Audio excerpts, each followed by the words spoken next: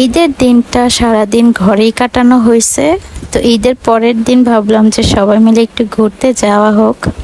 তো আমরা আজকে যাচ্ছি মেঘের ছায়া। আজকে সারাদিন কি করে পার করছি সেটাই থাকবে এই ব্লগের মাধ্যমে। তো বরাবরের মতো শহরটা পুরো ফাঁকা থাকবে, কারণ এখন সবাই গ্রামে চলে গেছে, এখন কোনো রিক্সাও পাওয়া যাবে না। তো এখানে আমরা বসে বসে বোর ফিল করছিলাম, আর তখনই একটা রিক্সা চলে আসছে। তো এটাকে বলে অটো। তো আমরা এটাতে উঠে গেলাম। এই রিক্সাটা চেঞ্জ করে আমাদের আরেকটা রিক্সা নিতে হবে, দেন আমরা যাব ভাঙ্গা ব্রিজ। মানে প্রথমে হচ্ছে আমরা ভাঙ্গা ব্রিজ যাব, তো এরপরে কি হলো সেটাই থাকবে এই ব্লগে। তো আমরা এই ভাঙ্গা ব্রিজে চলে আসছি। তো এখানে কোনো পানি নাই, খুবই হতাশ হয়েছি। আর মানুষ তেমন বেশি ছিল না, ওইটা কোনো সমস্যা হয় নাই। বাট এখানে প্রচুর গরম ছিল। বাতাস যদি থাকতো তাও হইতো, কিন্তু বাতাস ছিল না। আর দুই একটা দোকান ছিল, আর মেলা টাইপের অনেক কিছু জিনিস বসছে, এগুলো আসলে আমার কেনার কোনো ইচ্ছা ছিল না। তো ভাবলাম যে আসছি যখন একটু ফুচকা খেয়ে তারপরে যাওয়া যাক। রাস্তা ধরে ঘুরতে ঘুরতে দেখি যে সামনে একটা ঘোড়া, আর এখানে আমরা চলে আসলাম ফুচকার দোকানে। তো এখানে ভিউটা অনেক সুন্দর ছিল। এখানে যখন বর্ষার সিজন হয় তখন ওইখানে ধান যে দেখতেছেন আপনারা, ওইখানে পানি ভরে যায়, ওইটা অনেক মজা লাগে। তো আমি বুঝতে পারি না যে এখন এতটাই পানি থাকবে না। তো এখানে আমার চটপটি চলে আসছে। চটপটিটা কি বলবো গাইস, একটুও মজা হয় না। আমি 10-এর ভেতর 2 দেব। তো আমরা চিন্তা করলাম যে এখানে সময় ওয়েস্ট না করে আমরা আরেকটা জায়গায় চলে যাই। তো আমাদের সামনে কিছু দূরেই হচ্ছে গিয়ে একটা রিসোর্ট ছিল, ওইটা হচ্ছে মেঘের ছায়া রিসোর্ট। তো আমরা ওইখানে চলে গেলাম।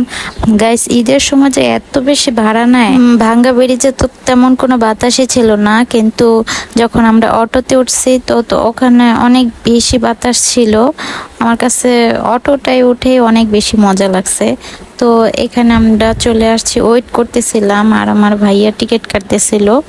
তো এখানে জনপ্রতি নিয়েছিল 100 টাকা করে, আগে ছিল 50 টাকা করে। এখানে আইসক্রিম নেওয়া হলো, কিন্তু আমি খাবো না। তো এখানে আমাদের টিকিটটা কেটে নিল, ফাইনালি আমরা ঢুকতে পারছি। তো ভিতরে অনেক বেশি ক্রাউড ছিল। তো এখানে আমি দেখলাম যেখানে অনেক সুন্দর করে পানির ফোয়ারা করা আছে, যেখানে আমি কয়েকটা ছবি তুলবো, ভিডিও করব। তো আমার ভাইয়া বললো যে যাওয়ার সময় তুলে দিবে। তো এটা আমি দেখতেছিলাম আর ভিডিও করতেছিলাম। তো সামনে দেখি যেখানে অনেকগুলো বানর আছে, কিন্তু গাইস আমার কাছে একটা খুবই খারাপ লাগলো যে এখানের পরিবেশটা খুব খারাপ ছিল। কারণ বানরের রুমটা ছিল সুন্দর, বাট এটা পরিষ্কার করে রাখলে আরো বেশি ভালো হয়। তো আমি এখানে ভিডিওতে আরো অনেক কিছু ছিল যেগুলো দেখাইনি। নিচে একটা ড্রেন টাইপের ছিল, ওইটা অনেক বাজে লাগতেছিল। আর এই তো খরগোশ দেখলাম, ঘুঘু পাখি দেখলাম। কিন্তু এখানে আমার কাছে আরেকটা খারাপ লাগলো, কারণ এখানে দেশি ঘুঘু পাখি ছিল, যেটা আমাদের বলা হয় যে দেশি ঘুঘু পাখিটা ধরা যায় না। তো এখানে হচ্ছে রিসোর্টে এই দেশি পাখিটা ধরা ছিল, তো ওইটা আমার জন্য অনেক খারাপ লাগছিল।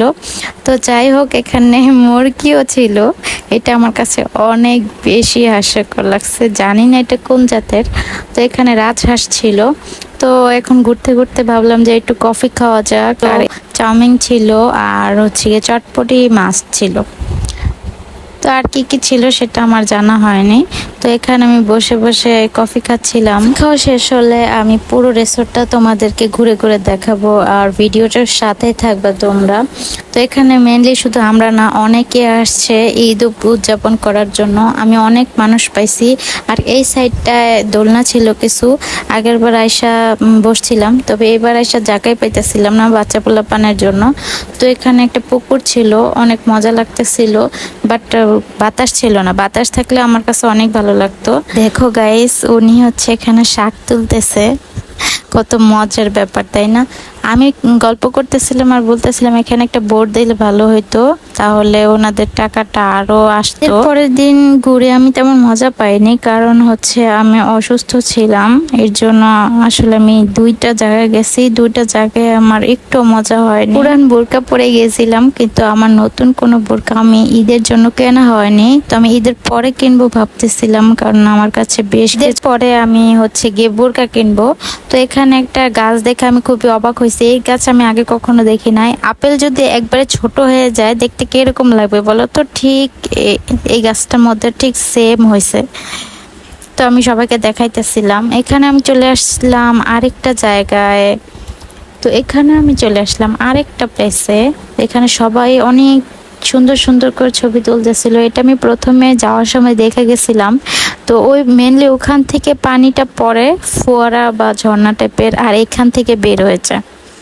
তো আমি ওখানে দেখতেছিলাম। আর এখানে পিছনে যে তোমরা হলুদ দুইটা পরি দেখতেছিলা, তারা একদম ম্যাচিং ভাবে পরে আসছে। আমার কাছে অনেক ভালো লাগছে তাদেরকে, মানে এত কালারফুল। আমার কেন জানি না 2 বছর ধরে হলুদ কালারটা অনেক বেশি ফেভারিট মনে হচ্ছে।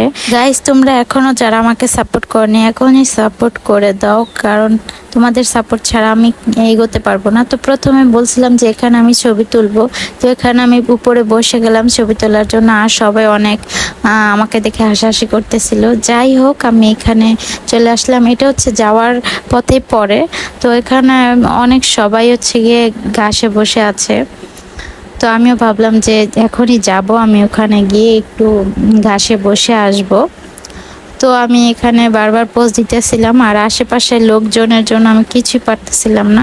যেতে দেখলাম যে হাতের বাম পাশে একটা খাঁচা। তো ওখানে গিয়ে দেখলাম যে বিভিন্ন ধরনের পাখি আছে। এখানে বার্জিকের পাখি ছিল আর লাভবার্ড ছিল। ওরা অনেক ঝগড়া করতেছিল। আর এই দুইটা পাখিকে দেখে আমার তো মনে হয় যে ব্লাশ দিছে। তো এখানে হচ্ছে গিয়ে পুরো ভিউটা দেখা যাইতেছিল। আমি এখানে একটু দাঁড়াইছিলাম, কারণ এখানে হচ্ছে উপরে ফ্যান ছিল, এর জন্য অনেক গরম লাগতেছিল। তার জন্য এখানে এসে দাঁড়াইছি। এখানে ছোট্ট একটা অ্যাকোরিয়াম আছে, এখানে অনেক মাছ আছে। আর অ্যাকোরিয়ামটা অনেক পরিষ্কার ছিল, আমার কাছে খুবই ভালো লাগছে। এই মাছগুলো আমি ঘরের ভিতরে পালার ট্রাই করছি, বাট রাতে মারা গেছিল। তো এখানে হচ্ছে গিয়ে আমি বসেছিলাম, সাথে হচ্ছে গিয়ে একটা দোলনা ছিল। ওই দোলনার ভিতরে একটা মেয়ে বসেছিল।